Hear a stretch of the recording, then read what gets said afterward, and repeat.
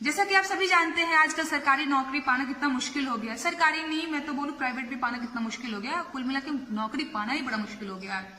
लेकिन अगर किसी की नौकरी लग जाए हमारे गांव घरों में तो बाबूजी तो अलग ही सीना चौड़ा करके चलते हैं, और दोबारे तिलकहरू आ जाए तो भाई बल्ले बल्ले है सब कुछ।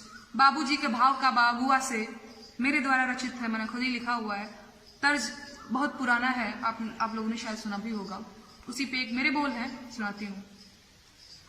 अरे सुन सुन आगुआ हो, सुन सुन आगुआ हो, बात सुन हमारी धरी न पटरी, बबुआ के हो गईल नौकरी धरी न पटरी। अरे दाम दुकानी भैया सुन ल तुमोरा, एही का बादे विचार राख तोरा।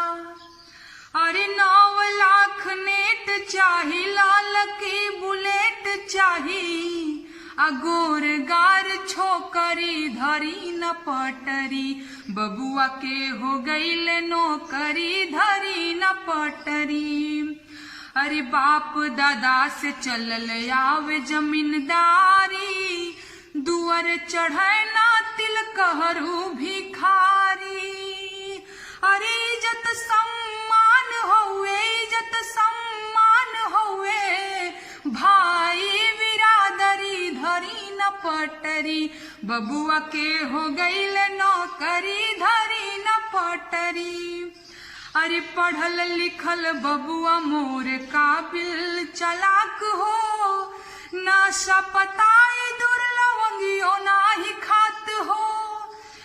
अरे माई के दुलार औरी अखिया के पुतरी धरी न पटरी, बबुआ के हो गईल